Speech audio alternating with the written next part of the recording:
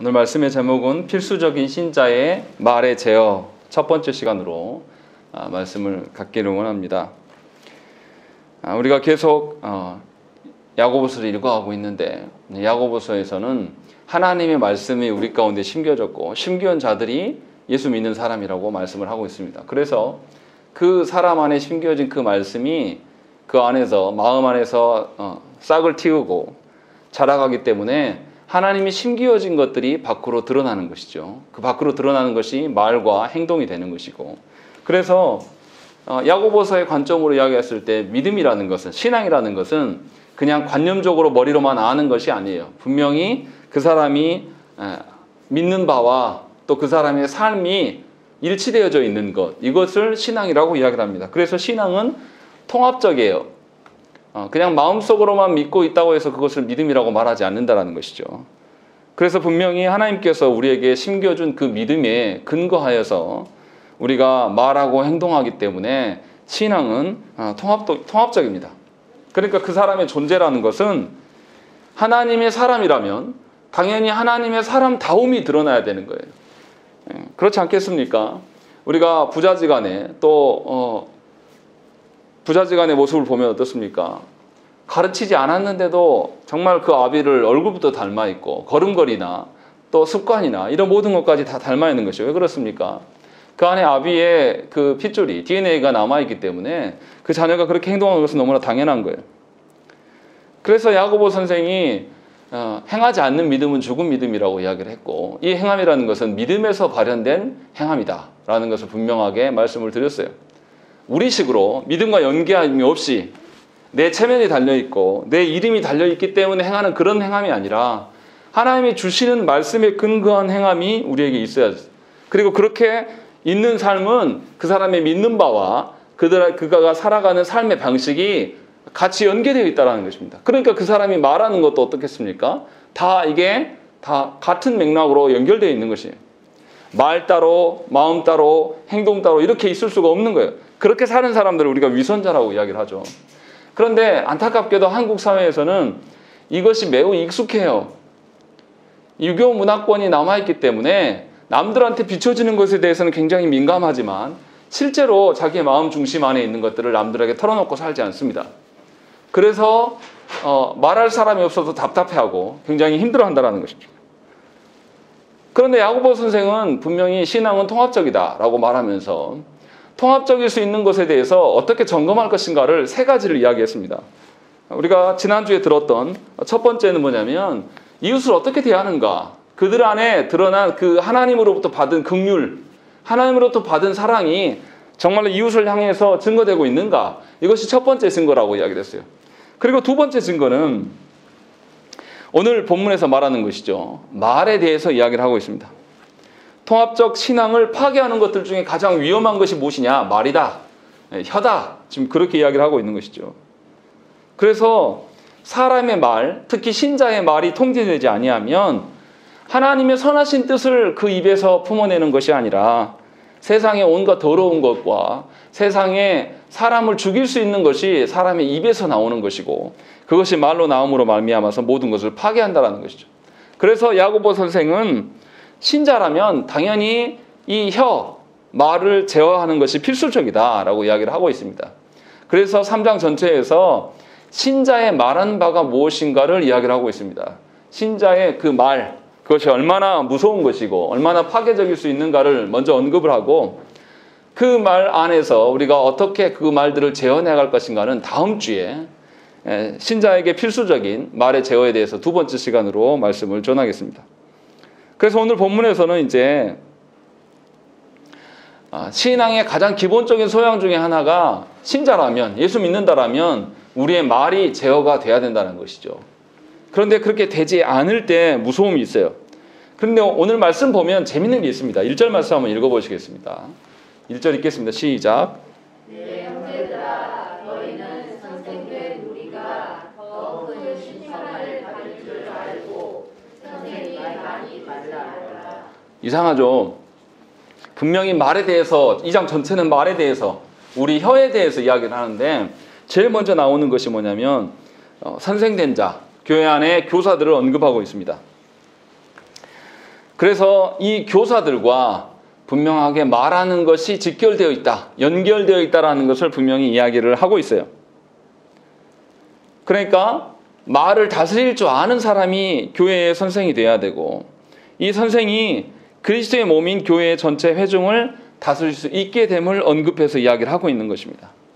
어떻습니까? 교회 안에서 선생된 자들, 우리식으로 이야기하면 신학교 교수라든지 목사라든지 이런 사람들이 교회를 말씀으로 이제 하나님의 대신하여서, 물론 하나님이 다스리시는 것이지만 보이지 않는 하나님의 말씀을 대언함으로 말미암아 말을 통하여서 회중을 다스려가는 것입니다. 실제로 초대교회 안에서 이방인 교회에서도 또 어떤 일이 있었습니까? 우리가 지금 고린도 후서를 읽어가고 있는데, 고린도 후서뿐만 아니라 베드로 후서나 유다서에 읽어보면 이 원래 교회가 있었는데 그 교회 안에 거짓 교사들이 들어왔어요. 거짓 교사들이 들어와서 복음이 아닌 다른 가치들을 이야기한단 말이에요. 이단자들을 말하는 게 아니라 우리 중에도 그런 사람이 있어요. 은연 중에 하나님이 주시는 말씀의 가치대로 살아가는 것이 아니라 세상에서 살아왔던 방식을 그대로 가지고 와서 내가 살아보니 이래야 돼 라는 이야기를 우리가 흔히 하죠. 이것을 성경에서 거짓교사라고 이야기하는 것입니다. 이렇게 하나님의 그 말씀에 아닌 그런 사람들이 공동체에 들어오면 어떻습니까? 공동체 전체가 흔들려요. 이 사람들의 말에 의해서. 그런데 오늘 본문의 강조점은 그것이 아니에요. 복음 아닌 것을 가르치는 것을 말하는 게 아니라 복음은 이미 하나님께서 우리 안에 심겨두었고, 오늘 강조점은 뭐냐면 이단적인 가르침이 아니라 분명히 하나님께서 복음을 우리에게 심겨줬는데 이 심겨준 것들이 우리의 삶에서 드러나지 않아서 불연되어 있는 것, 삶 따로 신앙생활 따로 이렇게 되어 있는 것을 강조하고 있어요. 그런 점에서 말을 이야기를 하고 있습니다. 그러니까 교회의 교사는 어때야 됩니까? 이 야고보 선생의 논리로 이야기하면 본인이 전하는 복음과 그 교사의 삶은 일치돼야 돼요. 그렇지 않겠습니까? 아무리 좋은 뭐 고로쇠 물이나 뭐 비싼 음료가 있다고 해도 이 담아주는 그릇이 더러우면 누가 마십니까? 안 마셔요. 교회 안에 지도자들이라고 하는 사람들이 말로만 신앙생활을 하면서 말로만 설교는 기가 막히게 한단 말이에요. 그런데 그 사람의 삶을 돌아보니까 형편이 없어요. 그럼 누가 예수 믿습니까? 누가 그 사람을 목사라고 인정해 줍니까? 그러지 않는다라는 것이죠. 지금 그 이야기를 하고 있는 거예요. 교회 안에 선생된 자들을 너희가 볼 때도 그의 말과 삶이 일치되지 않으면 저 사람 무능력하고 선생으로 여기지 않지 않냐. 그런데 그런 그 원리로 봤을 때 너희는 어떠하냐. 그래서 2절에 보면 뭐라고 되어 있습니까? 우리가 다 실수가 많으니 라고 되어 있습니다. 선생된 자만을 지목해서 말하려고 하는 게 아니라 우리 전체가 다 그렇지 않냐. 선생에게만, 교회 지도자들에게만 그들의 말과 그들의 삶이 일치되기를 손가락지 말고 너희들도 봐봐라. 지금 야고보 선생이 지금 그 이야기를 하고 있는 거죠. 그래서 분명하게 신앙 고백, 우리가 성경을 배웠고 그 성경을 우리가 말로는 얼마든지 잘할 수 있습니다. 말로는 뭐 천상유수죠. 뭐 자기가 하고 싶은 이야기, 자기를 포장할 수 있는 기술은 얼마나 뛰어난지 몰라요. 그런데 그의 삶이 그가 말하는 것과 일치하지 않으면 그 사람에 대해서 신뢰하는 사람이 없어요. 아무도 믿지 않는다라는 것이죠. 그래서 이런 점을 지금 교회 교사들을 통하여서 말하고 있는 것입니다. 얼마나 피부로 와닿습니까? 야고보 선생의 그 논리를 전개하는 것을 봤을 때. 우리도 교회의 목사된 자들이나 어떤 신학교 교수들이 복음과 전혀 일치되지 않는 삶을 살아가면 그들을 인정하지 않는 것처럼 하나님께서도 신자된 자들에게 복음을 심겨줬는데 그 사람의 말과 그 사람의 삶이 일치되지 않으면 인정하지 않으신다라는 거죠. 그만큼 중요한 것입니다. 신자의 말이라는 것은 그만큼 복음적이어야 돼요. 복음과 무관한 말, 내가 세상 살아왔던 방식대로 하는 그런 말들, 교회 안에서 하면 된다, 우리가 할 수 있다. 성경에 하면 된다, 우리가 할 수 있다는 말이 어디 있습니까? 없는데도 많은 신자들이 그렇게 이야기를 하고, 많은 신자들이 어떻습니까?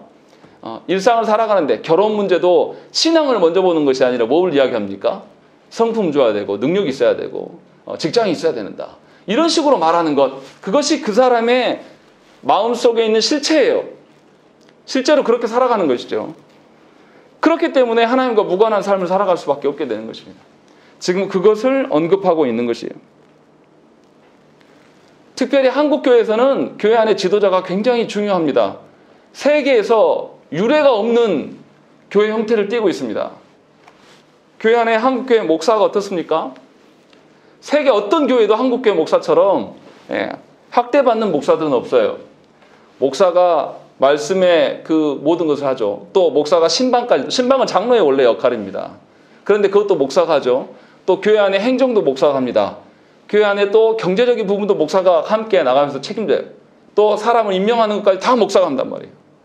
이렇게 엄청나게 가중되어 있는 한국교회 모습을 볼 때에 교회 안에 선생의 말은 굉장히 중요한 것입니다. 그러니까 여러분들이 교회 안에 선생을 바라보면서 교회 안에 목사를 바라보면서 그들의 삶과 말씀이 일치되지 않는 것에 더 충격을 받는 이유는 뭐냐면 모든 교회 안의 사역을 다 목사에게 다 몰아주고 있기 때문에 그런 거예요. 그러니까 성도들이 굉장히 편하죠. 제가 목사에서 말씀드리는 이야기를 하는 게 아니에요. 야고보 선생이 말하는 것이 우리에겐 더 피부로 와닿을 수밖에 없다는 것을 이야기를 하고 있는 겁니다. 그만큼 중요한 거예요. 그런 점에서 우리가 이 말과 삶이 얼마나 중대하게 연결되어 있는가를 잘 보시라는 거죠. 중요한 것은 그것이 개인의 문제로 끝난다는 것이 아니에요. 선생에 대한 언급을 하는 이유가 무엇입니까? 한 개인이 공동체 안에서 이 말을 제어하지 못함으로 인하여서 드러나는 그 파괴적인 것은 개인에서 끝나는 문제가 아니라 교회 안에 목사가 말 실수를 한다든지 말과 삶이 다른 삶을 살면 교회 전체가 공동체가 흔들린 것과 동일한 방식으로 목사뿐만 아니라 선생뿐만 아니라 교회 안에 한 성도가 말을 제어하지 못하는 것, 세상 말을 끌고 들어와 가지고 자기가 아는 세상 기준으로 자기가 본 것을 가지고 막 남발하는 것, 이것이 얼마나 교회를 공동체를 무너뜨리는가 지금 야고보 선생은 그 이야기를 하는 겁니다. 그러니까 우리가 경각심을 가져야 되는 거예요. 얼마나 신자의 말이라는 것이 파급력이 있는가, 얼마나 무서울 수 있는가에 대해서 지금 2절에서 경고하고 있는 거예요. 그래서 뭐라고 되어 있습니까? 2절 말씀. 우리가 다 실수가 많으니 만일 말에 실수가 없는 자라면 곧 온전한 사람이라 능히 온 몸도 굴레 씌우리라 라고 되어 있는 것입니다. 이 말 한마디가 온 몸을 제어한다라는 거죠. 이 말 한마디가 온 전체를 흔들어 버릴 수 있다는 것입니다. 실제로 제가 부교육자 사역했던 그 교회들, 중형교회들이 다 싸움을 실제로 누가 주먹 다짐하고 이런 사람이 있습니까? 실제로 돈 문제 가지고 싸우는 경우 별로 없어요. 다 뭐로 시작합니까? 그 사람이 담고 있는 그 사람의 혀에 담지해지는 그 말 한마디 뉘앙스 하나 때문에 싸우기 시작하는 거예요. 그렇게 싸움이 시작되면 온 공동체가 거기에 영향을 받습니다. 그만큼 무서운 것이에요. 그래서 야고보 선생이 지금 그 이야기를 하고 있는 거예요. 그러니까 야고보 선생이 왜 교회 선생부터 언급하고 있는가를 잘 깨달으셔야 됩니다. 이것이 모든 신자에게 적용되는 것이고 모든 공동체 전체의 문제다. 지금 그 이야기를 하고 있는 거예요. 그래서 뭐냐면 3절부터 5절에 어떻게 비유합니까? 이 말에 대해서 달리는 말 3절에 보시면 우리가 말들의 입에 재갈 물리는 것은 우리에게 순종하게 하려고 그 온몸을 제어하는 것이다 라는 것입니다. 이 말이 있는데 말을 끌고 갈 때 어떻습니까? 입에 재갈을 물리고 코를 뚫어가지고 거기에 이렇게 연계해가지고 끌어당기면 그 큰 덩치 큰 말이 어때요? 사람을 이길 수도 있는 힘을 갖고 있는 그 말이 어떻게 해요? 주인이 이끄는 대로 순응하면서 따라갑니다. 아무런 저항을 못해요. 그래서 재갈을 채운다라는 것이죠. 짐승도 주인의 뜻대로 하기 위해서 이 재갈, 작은 재갈 하나로 물려가지고 말을 제어하지 않느냐. 그런 것처럼 이 혀라는 것은, 이 말이라는 것은 온 몸을, 온 공동체를 제어할 수 있는 능력을 갖고 있다. 좀 이렇게 비유해서 이야기를 하는 거예요. 또 4절에 뭐라고 되어 있습니까? 이 배, 그리고 배의 키를 언급을 하죠. 배의 키가 뭐냐면 배 방향을 트는 제일 뒷부분에 달려있는 그걸 말하는 거죠. 그래서 어떻습니까? 배의 그 가장 중요한 운전하는 분은 선장이 이제 하게 되는 거죠. 그 기관은, 그 키라는 그 도구는 굉장히 작아요. 배 크기에 봤을 때. 그런데 놀라운 것은 뭐냐면 그 큰 배가 그 키 하나에 제어당하는 거예요. 선장이 어떻게 갈 것인가를 키를 어떻게 돌리느냐에 따라서 이 배가 폭풍을 뚫고 생명을 향해서 갈 수 있기도 하고 또 이 키를 어떻게 조종하느냐에 따라서 그 큰 배가 폭풍에 침몰하고 자초될 수가 있다는 것입니다. 그런 점에서 혀가 바로 그거와 같다라고 설명하고 있는 거예요. 또 이어서 뭐하게 합니까? 불로 이야기를 해요.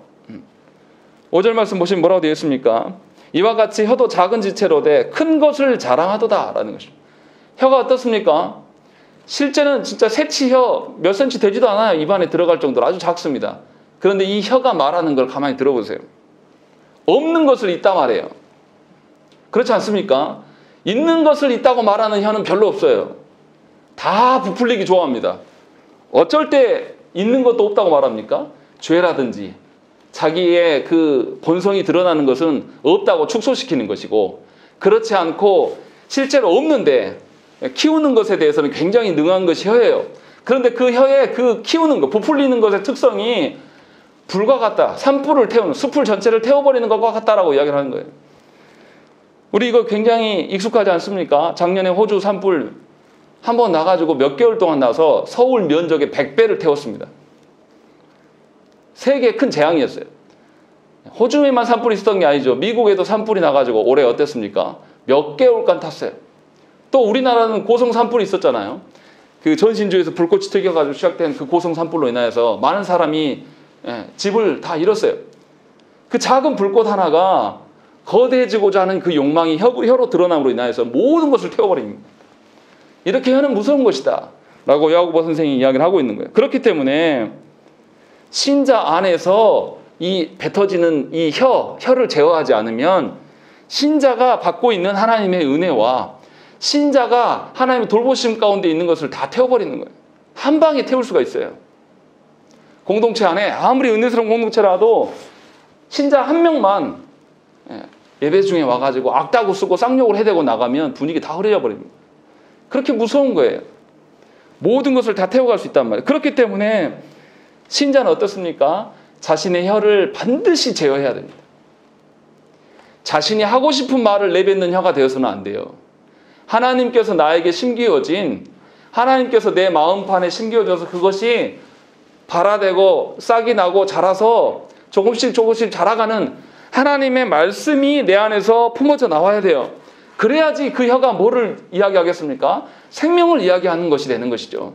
그래야지만 자신만이 아니라 온 몸이 혀로 인하여서 제어되면서 생명을 향해서 나아갈 수가 있는 것입니다. 그렇지 아니하면 이 혀로 인하여서 모든 이들을 죽인다는 것입니다.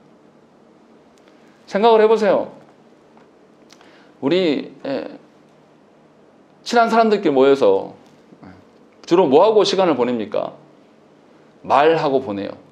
그런데 그 수다, 우리가 흔히 말하는 수다라는 거, 정말 많은 말을 내놓습니다. 정말 쉴 새 없이 이 혀가, 여러분들 한번 다리로 그렇게 한번 해보세요. 혀 움직이는 것만큼 다리를 한번 움직여 보십시오. 한 시간도 못 하실 거예요. 힘들어가지고. 온몸이 짜게 할 거예요. 근데 혀는 땀도 안 나요. 쉴 수 없이 계속 쏟아냈습니다. 그런데 이 수다가 어떻습니까? 다 하고 나면 어때요? 아무것도 남지 않아요. 아무런 쓸모가 없었다.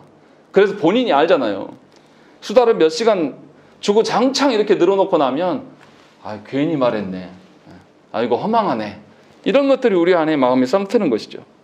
이렇게 쓸데없는, 우리가 살아가는 데 있어서 내가 느끼고 내가 익숙한 식의 그 발언들은 사실은 아무런 가치 없는 것이고, 오히려 이것이 뭐냐면 하나님께서 나에게 주신 인생의 시간을 낭비하는 것입니다. 그렇기 때문에 제어돼야 돼요. 정말 쓸데없는 이야기들. 이것을 듣고자 하면 얼마나 피곤한지 몰라요. 이것에 익숙한 사람들은 끊임없이 말합니다. 제어해주지 않으면 멈추질 않는 거죠. 그런 식으로 혀는 반드시 제어해야 되는 거예요.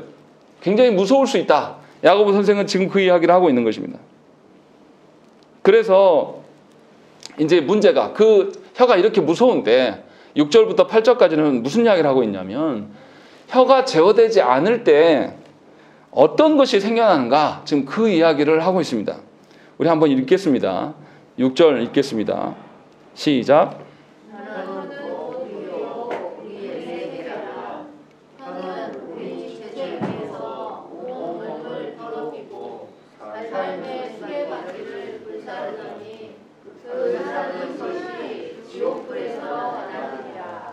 혀를 뭐라 그러냐면 불이다, 또 불의의 세계다, 의롭지 못한 세계를 만들어버린다 라고 이야기를 하고 있는 것입니다. 그러면서 뭐라 했습니까? 7절에 여러 종류의 짐승과 새와 벌레와 바다의 생물은 다 사람이 길들일 수 있고 길들여 왔거든 혀는 능히 길들일 사람이 없다라는 것입니다. 인류 가운데 사람이 얼마나 많은 짐승들을 길들여 왔습니까?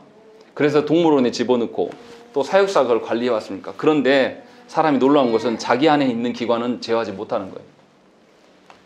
그리고 이 혀가 만들어내는 세계는 뭐냐면 불의한 세계라고 이야기를 하고 있습니다.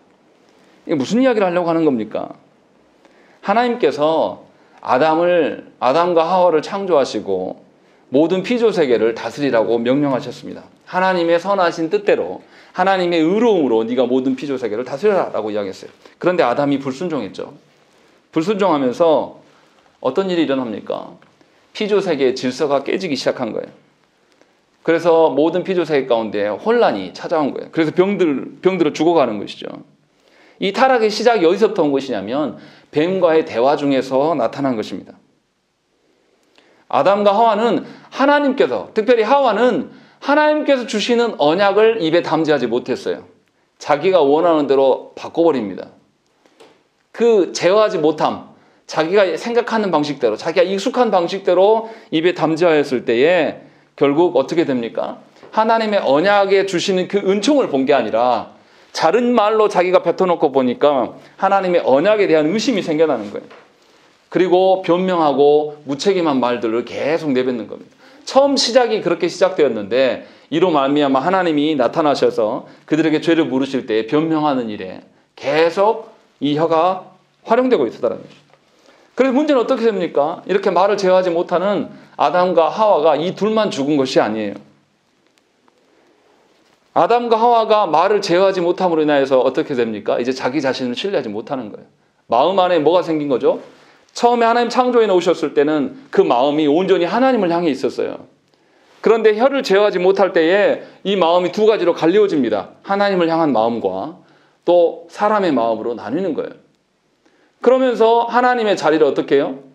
찬탈하고 싶은 거죠. 하나님과 같아지고 싶은 마음들이 생겨난 거예요. 그래서 이 두 마음이 충동하고 두 마음이 충돌하기 때문에 사람이 스스로를 신뢰할 수 없는 지경이 된 것이에요. 문제는 거기뿐만이 아니에요. 아담과 하와가 혀를 제어하지 못함으로 해서 일어난 일은 무엇입니까? 모든 인류가 하나님 앞에서 타락하게 되어버리는 것입니다. 얼마나 무서운 이야기입니까? 단 한 사람의 혀 제어하지 못함으로 인해서 모든 인류가 하나님 앞에 타락하는 거예요. 그리고 인류만이 아니죠. 모든 피조 세계의 질서가 다 깨져버린 거예요.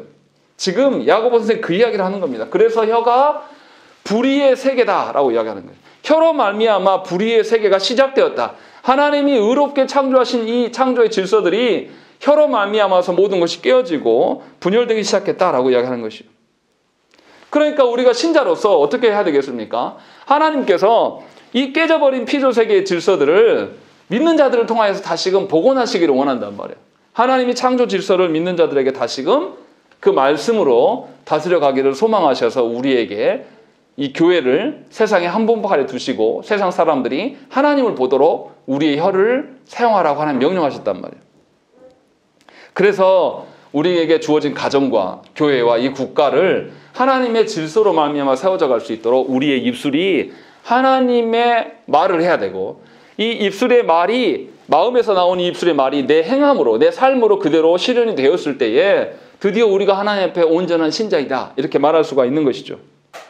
그런데 신자가 이 말을 제어하지 못하면 어떻게 됩니까? 하나님이 부여하신 우리의 사명들을 다 내팽개 쳐버리는 거예요. 아무 상관없는 거예요. 자기랑. 그냥 이기적인 거예요. 하나님이 나에게 복음을 심겨줬는데 그 복음이 내 입에도 올라가지 못하고 사라져버리는 거예요. 그런 사람을 향해서 하나님이 신자라고 말할 수 있겠습니까? 그런 사람을 향해서 하나님이 그 종이다. 하나님이 그 영혼과 그 가정을 사용하신다. 그 교회를 사용하신다라고 말할 수 있겠습니까? 그럴 수 없는 거예요. 그런 점에서 신자의 혀는 굉장히 위험할 수도 있고 굉장히 큰 임무를 갖고 있는 것입니다. 그러니까 신자가 자신의 말을 제어하지 못하는 것은 하나님의 창조 명령을 정면으로 부정하는 것입니다. 그리고 하나님께서 만들어주신 우리의 그 피조 세계를 병들게 하는 거예요. 어찌 보면 지금 우리가 경험하고 있는 이 한국 교회 안에서 드러나고 있는 이 타락과 또 한국 사회에서 말도 안 되는 일들이 일어나잖아요. 검찰이 판사를 뒷조사하고 해도 정직 2개월밖에 안 나오는 이런 나라.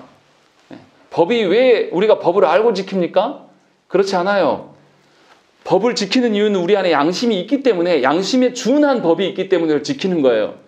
그런데 놀랍지 않습니까? 검사들이 향응을 대접받았단 말이에요. 안 받은 게 아니에요. 명확히 드러났어요. 그런데 3만 원 부족하다고 처벌하지 않아요. 이거 양심을 가지고 장난질하는 거지 않습니까? 그런 무리들을 향해서 개혁을 국민이 원하지만 하지 않아요.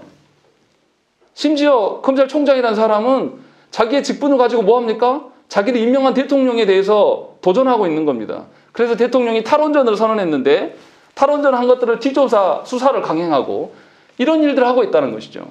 이게 뭡니까? 하나님께서 세운 질서를 스스로 파괴하는 거예요.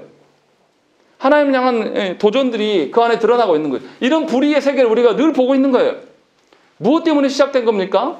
신자들이 입을 제어하지 않기 때문에 하나님의 질서와 하나님의 다스리심이 이 땅 가운데 있다는 것을 세상 사람들에게 보여준 적이 없어요. 그러니까 세상 사람들이 수많은 교회가 있음에도 불구하고 양심이 다 죽어 있는 거죠. 어쩌면 이것이 다 우리 입에서부터 시작된 것이라는 것을 분명히 알아야 되는 거예요. 정말 저는 어떤 측면에서는 신자들이 입을 가리고 예배드리는 게 더 합당하다는 생각이 들 때가 많아요. 교회 와서도 하나님의 말씀을 담지하려고 하는 것이 아니라 자기 말 하고 싶거든요. 그래서 자기 말을 담으려고 하는 사람들이 너무나 많아요. 제어하지 않고. 그런데 분명하게 야고보 선생은 우리한테 이야기를 합니다. 역사 가운데서 한 번도 인류는 말을 제어해 본 적이 없다. 그만큼 이것이 신중한 문제다. 위험한 문제다라고 이야기해요. 그래서 8절에 뭐라고 합니까?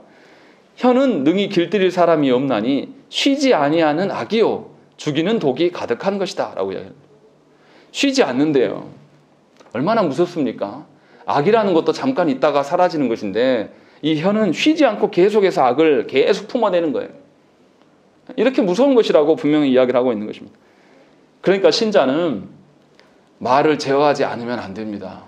자기가 하고 싶은 속 시원한 말을 하게 되면 하나님의 창조 질서를 무너뜨려서 자기만 죽는 게 아니라 하나님께서 나에게 위탁해 주신 내 자녀가 죽는 것은 당연한 것이고 우리 가정은 다 산산조각이 날 수밖에 없어요. 내가 속 시원한 말을 하게 되면 또 교회도 마찬가지예요.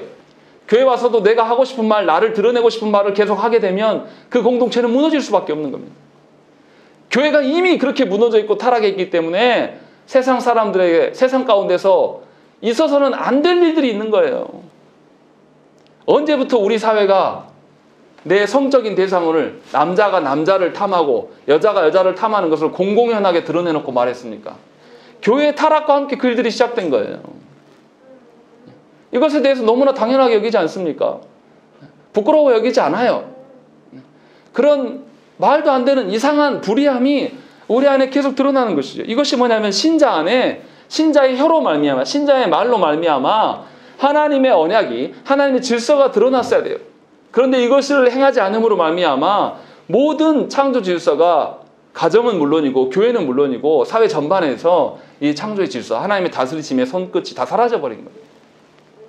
그런 점에서 우리는 매우 심각한 자들이에요. 이 말씀을 권해도 다 어떻게 받아들이냐면 도덕적으로 예쁜 말 해야지 좋은 말 하면 되지 뭐 이런 식으로 받아들이는 분들이 너무나 많아요. 그러나 저는 도덕적인 것을 이야기하는 것이 아닙니다. 욕하지 말고 고운 말만 쓰십시오 이렇게 설교하는 게 절대 아니에요. 예수님도 더러워진 성전을 보면서 욕하셨어요.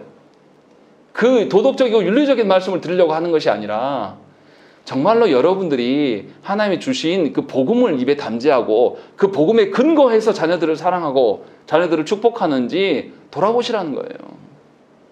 복음이 아닌 것들을 주입하려고 예를 쓰고 복음이 아닌 것들로 인하여서 상대방을 제압하기 위해서 뱉어내는 말들이 하나님 앞에 얼마나 큰 죄악인가. 또 그 죄로 말미암아 나뿐만 아니라 내가 속해 있는 가정과 교회와 사회를 다 망하게 하는 데 일조하고 있는 것인가를 깨달으시라는 거예요. 그렇지 아니하면 우리는 신자다운 사람들이 아닙니다. 말이 제어가 안 되는데 그 사람 안에 복음이 심겨진 그 복음이 열매를 맺어서 입으로 나와서 흘러나오지 않는 사람이 어떻게 행함이 있겠습니까? 행함까지 가지도 않아요. 말에서 끝나버리는 거예요. 말도 안 되는 것이죠. 그리고 이러한 그 파괴됨으로 말미암아서 무슨 일이 일어납니까? 9절부터 12절 말씀에 이상한 일들이 일어나는 거예요. 9절 말씀 읽겠습니다. 시작. 여호와가 주 아버지를 결단하고 또 이것으로 하나님의 형상대로 지음을 받은 사람을 저주하나니. 예, 이거 있을 수 없는 일이에요. 한 입에서 무슨 이야기가 나옵니까? 하나님을 찬송했던 그 입이 하나님의 형상으로 지어진 다른 영혼을 보면서 무슨 이야기 하는 거예요? 저주하고 있는 거예요. 하나님을 아는 사람이라면 다른 영혼들을 하나님의 형상으로 볼 수밖에 없어요. 그래서 그 안에 파괴된 하나님의 형상이 회복되어질 수 있는 말을 우리가 할 수밖에 없는 겁니다. 이게 너무 당연한 거예요. 그런데 예수를 잘못 믿은 사람들이 어떻게 합니까? 교회 안에서는 그렇게 거룩한 말을 해요. 대표기도 시키면 있는 말 없는 말 가져와서 다 말 잘합니다. 그런데 나가면 그 사람 말하는 걸 들어보면 이게 세상 사람인지 믿는 자인지 알 길이 없어요. 왜 그렇습니까? 복음을 담지하지 않기 때문에 그래요. 언제 그때가 잘 일어납니까? 언제 그 실체가 드러납니까? 내가 화났을 때, 내가 격분했을 때, 그때 그 사람이 실체예요. 진짜예요. 화나고 힘들고 괴로울 때 하나님을 찾는 사람, 그 사람이 말을 제어하는 사람입니다. 기분 좋고 할만할 때는 누구나 다 말 제어할 수 있습니다. 그래서 예배당에 나오면 사람들 앞에 서면은 말을 제어하는 것처럼 보여요. 그러나 그 사람이 격분되고 그 사람이 위기의 순간에 놓이면 그 사람의 실체가 무엇인지가 분명히 드러난다는 거죠. 그런데 분명하게 말을 제어하지 못함으로 인하여서 인류가 타락하였고, 이 타락한 일들이 교회 안에 회복으로 하나님께 두셨으나 신자들이 이 일을 행하지 않아요. 그러니까 신자 안에서부터 한 입에서 두 가지가 나오는 거예요. 하나님을 찬양하는 것과 저주하는 말들이 같이 드러나는 거예요. 이건 있을 수가 없는 일이죠. 그래서 뒤에 뭐라고 합니까? 10절에 한 입에서 찬송과 저주가 나오는도다. 내 형제들아 이것이 마땅하지 아니하니라. 이것을 당연히 여기지 말라라는 거예요. 예수 믿는 사람들이 교회 안에서만 주여 주여 하고 거룩한 이야기를 하고 세상에 나가서 조금만 나를 괴롭히면 쌍욕을 해대며 그들을 향해서 가만두지 않겠다라고 말하는 것은 그거는 신자가 아니에요. 그리고 11절에도 이상한 일이 있습니다. 샘이 한 구멍으로 어찌 단물과 쓴물을 내겠느냐라는 것입니다.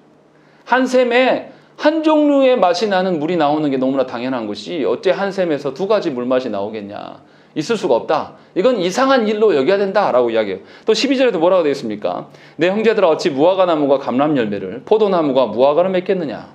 이것을 이상하게 여겨야 돼요. 짠물과 단물이 한 구멍에서 나올 수 없다라는 것에 대해서 우리가 분명히 알아야 돼요. 그런데 우리는 이러한 것들을 계속 목도하고 있는 거예요. 신자들 입 안에서 세상적인 가치와 기준들이 계속 남발되는 거예요. 하나님의 복음을 어떻게 실현할 것인가, 하나님의 말씀대로 어떻게 살아갈 것인가에 대한 그런 씨름과 고민이 우리 안에 있는 것이 아니라 계속 헛된 것들만 우리 안에 나오는 거예요. 세상의 가치들과 질서들을 막 부추기는 거예요. 자녀들을 향해서도 하나님이 네 인생을 지키시고 네가 아무리 발버둥을 쳐도 하나님의 돌보심으로 말미암아 네가 인생을 살아갈 수 있다라는 것이 부모 입에서 나오는 말이 아니라 네 인생은 네 손 너 하기 나름에 달려있다. 네가 지금 어렸을 때 공부 열심히 해야 되고 사람들보다 더 뛰어나야지. 그래야지만 네가 세상에서 쓸만한 인간이 된다라고 말하는 것은 하나님의 질서를 스스로 파괴하고 그 자식을 하나님으로부터 떼어놓는 일을 부모가 친히 하는 거예요. 분명히 깨달으셔야 돼요. 하나님께서 주시는 그 말씀을 내 말이 순종하면서 담아내야 됩니다. 그랬을 때에 하나님의 창조 질서가 회복되고 우리 안에 온전한 것들이 세워져 가는 것입니다. 얼마나 이상한 일들이 많이 있습니까? 자식이 부모를 죽이질 않나. 부모가 노느라고 신생아를 방치해서 죽이는 일이 너무나 빈번하지 않습니까? 또 아까도 말씀드렸지만 남자가 남자를, 여자가 여자를 성의 대상으로 삼고 있는 것. 또 어떻습니까? 사람이 짐승의 자리에 올라타 버렸어요. 그래서 애완견을 향해서 우리가 뭐라고 합니까?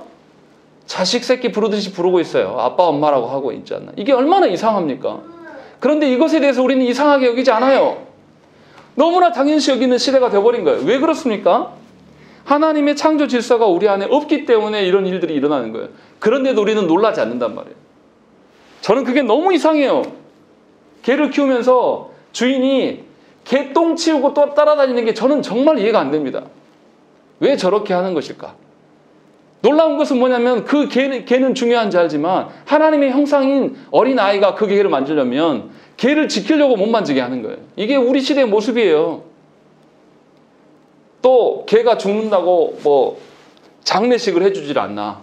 어떤 개는 유산도 받았습니다. 심지어 뭐 우리나라에서는 있지 않았지만 외국에서는 개와 결혼도 합니다. 이게 왜 이렇게 됐습니까? 하나님의 창조 질서를 세우는 일에 신자들이 열심을 내지 않았어요. 그것을 외면했습니다. 그래서 자기 혀가 자기 건 줄 안단 말이에요. 하나님으로 말미암아 중생된 혀란 말이에요. 예수 그리스도께서 나를 피 흘려 주심으로 말미암아서 죽음 가운데서 건지셨어요. 내 안에 있는 눈, 코, 입, 귀 뭐 할 거 다 없이 다 그리스도의 피로 말미암아서 건져 놓은 것인데 우리가 그리스도를 위하여서 그것을 활용하지 않는다는 것입니다. 그것이 우리의 모든 질서를 파괴해버렸어요. 그렇기 때문에 우리가 깨달으셔야 돼요. 신자의 말, 신자의 혀는 바로 여러분들의 정체성을 반영합니다. 여러분들이 어떤 말을 하고 있는지 잘 생각을 해보셔야 돼요. 정말로 하나님께서 주신 사명을 말하는 건지 아니면 하나님께서 주신 이 피조 세계가 타락했는데 이 타락의 복구를 위하여서 내가 말을 하고 있는지 하나님의 다스림 가운데 우리의 혀를 순종시켜야 돼요. 그런 책무가 우리한테 있다는 것입니다. 이렇게 하기 위해서 신자는 어떻게 해야 되겠습니까? 말을 아껴야 돼요.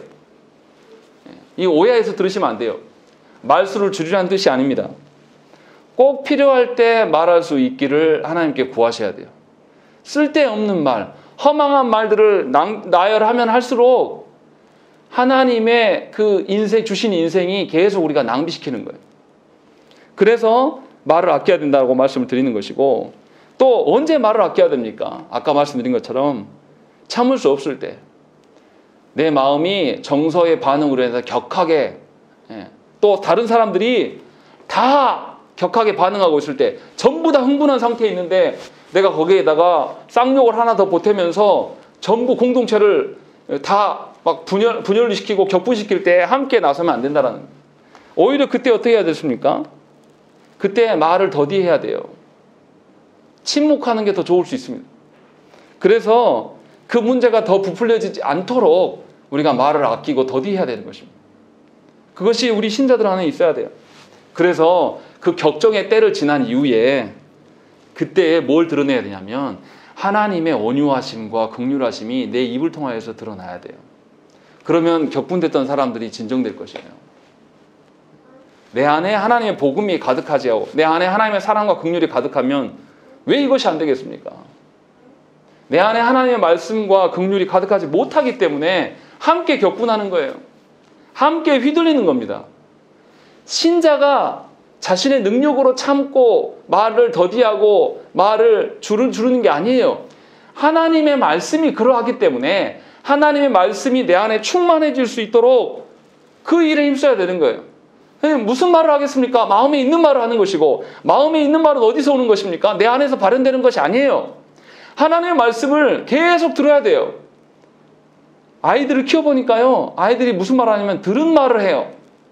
학교 보내기 전에는 욕할 줄 몰랐어요. 그런데 학교 갔다 오니까 친구들이 했던 이야기들을 그대로 갖고 와서 이야기합니다. 또 요즘에 유튜브를 보고 나서 유튜브에 뭐 있는 말들을 그대로 들은 대로 이야기한단 말이에요. 신자도 똑같아요. 본인이 무엇을 마음판에 새기고 본인이 무엇을 일주일 동안 살아가면서 무엇을 새기느냐, 마음을 무엇을 듣고 살아왔느냐가 그대로 말로 뱉어지는 것입니다. 그러니까 신자는 뭐 해야 되겠습니까? 계속 듣는 일에, 말씀을 읽고 듣는 일에 힘쓰고 그래서 내 마음 안에 말씀을 차곡차곡 세워놔야 돼요. 그리고 그 말씀이 쌓아진다고 해도 내 이성으로 듣는 것이 아니기 때문에 성령 하나님께 구해야 됩니다. 하나님 이 말씀을 깨닫게 하셔서 내 마음판에 새겨지게 하도록. 그래서 그 말씀이 싹이 나서 언젠가는 나도 모르게 그 말씀이 기억나게 하시고 내가 격동될 때, 내가 참을 수 없는 그런 상황이 됐을 때에 하나님 그 말씀으로 인해서 나를 진정시키십시오라는 그런 기도가 우리 안에 있어야 된다는 것이죠. 그래서 말씀을 사랑하는 자가 말을 제어할 수가 있는 것이에요. 여러분들의 능력으로 제어하라는 뜻이 아닙니다. 능력도 없는데 나는 그래 본 적도 없는데 여러분들한테 여러분의 능력으로 제어하라는 그런 뜻이 아니에요. 그럴 수 있는 사람은 아무도 없습니다. 하나님께서 그런 마음과 그 모든 것들을, 그 능력을 말씀으로 우리에게 공급해 주시기 때문에 신자는 하나님의 말씀을 듣는 일에 열심을 내야 돼요. 그것이 말의 제어의 시작이에요. 하나님의 말씀을 듣지 못하는 사람은 어떻습니까? 그 영이 이미 죽어 있습니다. 그래서 하나님의 말씀이 들어오지를 못해요. 하나님의 말씀에 믿음이 없기 때문에 하나님의 말씀을 들려줘도 그 말씀이 마음에 새겨지지 않아요. 마음에 싹을 튀기 전에 다 흘러가 버립니다. 세상 것으로 가득하기 때문에 하나님의 말씀을 줘도 듣질 않아요. 또는 그 설교는 목사 말이지 하나님의 말씀 아니다, 이렇게 간주하기도 하고, 자신이 원하는 것만 골라 듣겠다라는 거죠. 그것은 성령님께 내 마음을 드리는 것이 아니에요. 성령님께 순종하는 것이 아니라 본인이 주도권을 쥐고 성경도 내가 읽어봐서 나한테 단 것만 골라 듣겠다라는 것이죠. 그런 식으로는 우리의 혀를 제어할 수가 없습니다. 그래서 내가 주도하는 것이 아니라, 내 혀가 나의 것이 아니라 하나님의 것임을 기억하고 하나님의 것을 위하여서 제어할 수 있도록 우리 안에 하나님의 말씀들을 계속 쌓는 일에 열심을 내야 되는 것이죠. 그러다가 어느 순간에 하나님이 격동의 순간에 하나님의 말씀을 기억나게 하셔요. 그러면 얼마나 부끄러운지 모릅니다. 나를 괴롭히고 나에게 큰 소리 치면서 나를 억울하게 만드는 그 사람 때문에 눈물을 흘리 나오는 게 아니라 나의 그 어리석음과 하나님이 수도 없이 말씀을 주시고 나를 향하여서 얼마나 기다리셨는가를 생각나게 하시면서 그 앞에 한없는 부끄러움을 갖게 돼요. 그러면 말을 할 수가 없습니다. 나에게 쌍욕을 하면서 나를 짓누르려고 하는 그 사람이 두려워서가 아니라 하나님의 선하심을 바라보면서 내 입술이, 내 혀가 제어되는 것을 경험하실 수가 있다는 것입니다. 그래서 우리가 하나님의 앞에 순종하는 것은 바로 이 말에 제어하는 것부터 있다는 것을 기억하셔야 돼요. 또 말씀드리지만 말의 제어는 우리의 능력으로 행할 수가 없습니다. 하나님께 받은 것으로밖에 할 수가 없는 거예요. 그래서 여러분들이 말씀을 여러분들의 마음을 새기는데 열심을 내셔야 됩니다. 또 무엇을 위해서 기도해야 되겠습니까?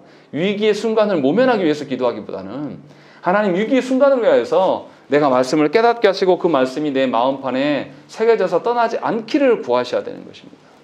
그것이 여러분들의 입술이, 여러분들의 혀가 중생되어서 하나님의 도구로 쓰임받을 수 있는 혀가 된다는 것입니다. 이를 놓고 우리가 기도하셔야 됩니다. 그러할 때에 내가 말하는 것이 자녀들에게 복이 돼요. 내가 말하는 것이 가정을 세우는 데에 유익하게 쓰일 수가 있는 거예요. 그리고 이것이 충만해질 때에 교회 안에서 나의 발언 한마디 한마디가 하나님의 성품을 닮은 말씀이 나와서 온 공동체를 훈훈하게 만들 수가 있다는 것입니다. 그러할 때에 우리는 우리의 사명을 향해서 이미 걸어가고 있는 것입니다. 그렇지 아니하고 여전히 내가 익숙한 방식, 내가 원하는 방식, 내가 선별해서 내가 좋은 것들만 취하여서 살아가는 사람은 결코 입술을 제어할 수가 없고 그 입술로 인하여서 수많은 영혼들을 죽이는 경험을 계속 반복할 수밖에 없는 것입니다. 분명히 오늘 말씀의 제목처럼 신자에게 말의 제어는 필수적인 것입니다. 해도 되고 안 해도 되고 그런 게 아니에요. 반드시 필수적으로 우리가 우리의 혀가 제어될 수 있도록 하나님께 기도하셔야 됩니다. 그러할 때에 우리의 말과 우리의 믿음에 반영된 삶이 일치되는 것이죠.